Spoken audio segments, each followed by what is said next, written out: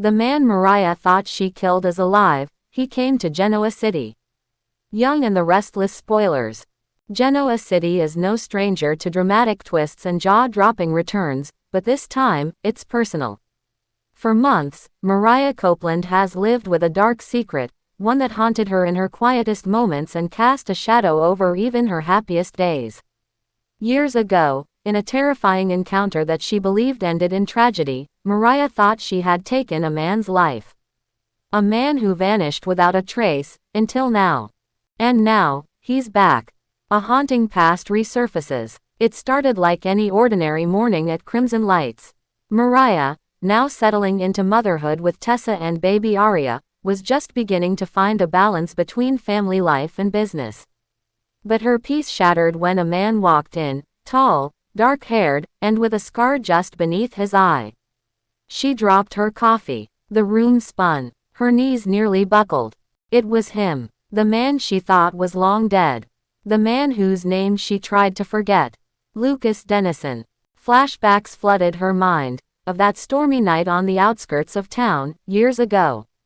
Mariah had been lured to a remote cabin by Lucas, a manipulative conman who had blackmailed her with secrets from her past. Their encounter turned violent. She fought to escape. He lunged. She swung a lamp. He fell, and didn't move. Panicked, she fled. When she returned hours later with help, the cabin was empty. No body, no signs, just blood, and silence. She never told anyone, not fully, not even Tessa. The truth walks in. Now, Lucas stands before her in Genoa City, very much alive. A sly grin stretches across his face as he watches the color drain from hers. "Miss me," he whispers, low enough so no one else hears. Mariah stumbles backward, shocked, terrified, and consumed with guilt. But Lucas's eyes gleam with something more dangerous than vengeance, calculated intent. He isn't here just to rattle her. He's here with a plan. Tessa finds out. Later that evening, Tessa finds Mariah visibly shaken, pale and silent.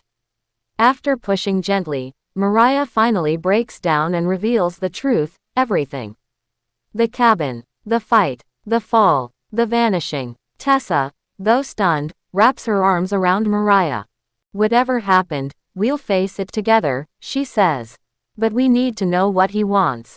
Lucas makes his move. The next day, Lucas strolls into society as if he owns the place.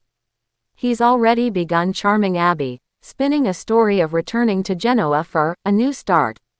He claims to be writing a memoir and looking to invest in local real estate.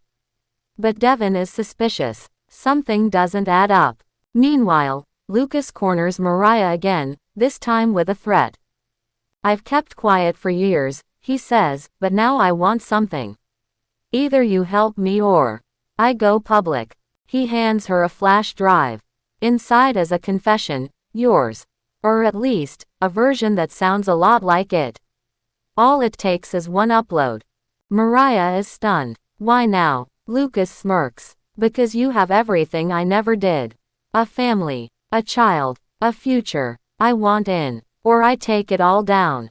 Mariah's spiral. Terrified of losing Tessa, her child, and everything she's built, Mariah begins to unravel. She becomes jumpy, withdrawn. Sharon notices immediately and confronts her daughter, but Mariah brushes it off as postpartum stress. But Sharon, with her therapist instincts, digs deeper. When she sees Lucas in town, recognition flashes in her eyes. She knows him. Years ago, he dated someone at Fairview. And that relationship ended with a restraining order. Sharon starts connecting the dots. The new allie, Chance Chancellor. With no one else to turn to, Mariah finally confesses to Chance.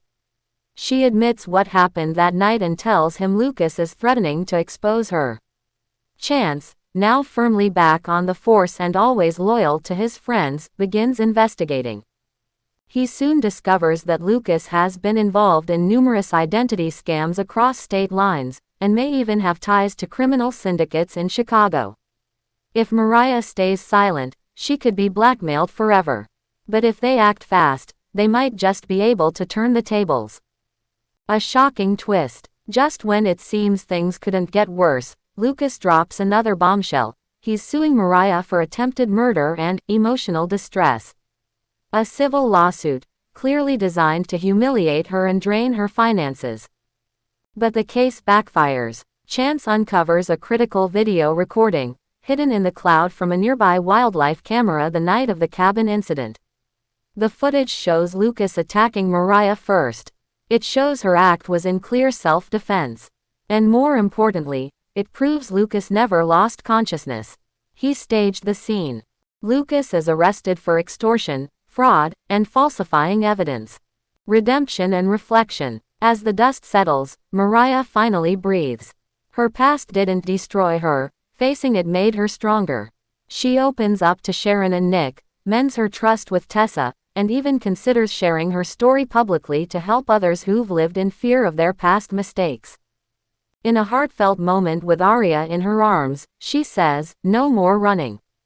No more secrets. We survive. Together." What's next in Genoa City? With Lucas gone, at least for now, Mariah might finally find peace. But this is The Young and the Restless, and no secret ever stays buried for long. Could Lucas have left behind one final twist? A hidden ally? A child of his own? Or perhaps a deeper link to someone else in Genoa City? Stay tuned, because this storyline is just getting started, and in Genoa City, nothing is ever as it seems.